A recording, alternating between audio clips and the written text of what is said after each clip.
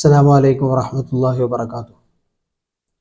ബഹുമാനപ്പെട്ട സത്യവിശ്വാസികളെ, ഇന്ന് ഞാനൊരു പ്രാർത്ഥന പരിചയപ്പെടുത്തുകയാണ്.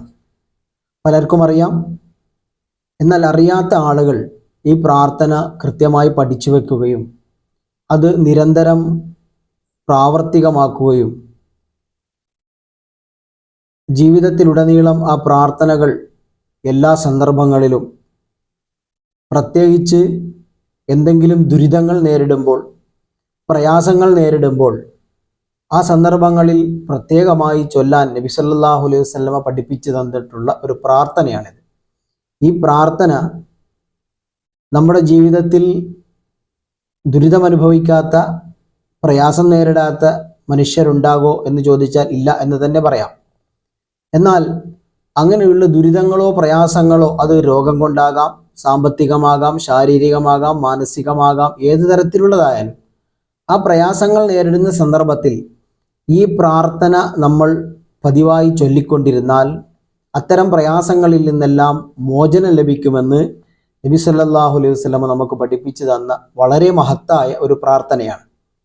ആ പ്രാർത്ഥന ഇങ്ങനെയാണ്: അല്ലാഹുമ്മ റഹ്മതക അർജു ഫലാ തകിൽനി ഇലാ നഫ്സി തറഫത ഐൻ വ അസ്ലിഹ് ലി ശഅനി കുല്ലുഹു ലാ ഇലാഹ ഇല്ലാ അൻത. അല്ലാഹുവേ, നിന്റെ കാരുണ്യത്തെ ഞാൻ പ്രതീക്ഷിക്കുന്നു. കണ്ണിമ വെട്ടുന്ന സമയം പോലും നിന്റെ സംരക്ഷണം നിർത്തി എൻ്റെ കാര്യങ്ങൾ എന്നിലേക്ക് നീ ഏൽപ്പിക്കരുതേ. എൻ്റെ കർമ്മങ്ങൾ മുഴുവൻ നീ എനിക്ക് നന്നാക്കി തരണമേ. നീയല്ലാതെ ആരാധനക്കർഹനായി മറ്റാരുമില്ല. ഇതാണ് ആ പ്രാർത്ഥന, അതിൻ്റെ അർത്ഥവും. ഒന്നുകൂടി ആ പ്രാർത്ഥന പറയാം: അല്ലാഹുമ്മ റഹ്മതക അർജു ഫലാ തകിൽനി ഇലാ നഫ്സി തറഫത ഐൻ വ അസ്ലിഹ് ലി ശഅനി കുല്ലുഹു ലാ ഇലാഹ ഇല്ലാ അൻത. ഇതാണ് ഈ പ്രാർത്ഥന. വളരെ ചുരുങ്ങിയ ഒരു വരി മാത്രമുള്ള ഒരു പ്രാർത്ഥനയാണ്, കുഞ്ഞു പ്രാർത്ഥന.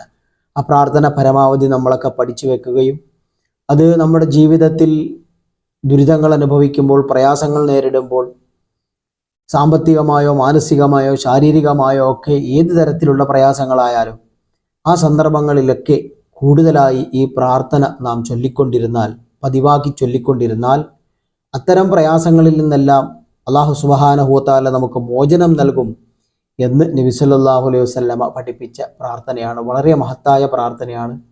എല്ലാ സത്യവിശ്വാസികളും പരമാവധി ഈ പ്രാർത്ഥന പഠിക്കുകയും പ്രാവർത്തികമാക്കുകയും ചെയ്യുക. അല്ലാഹു സഹായിക്കുമാറാകട്ടെ.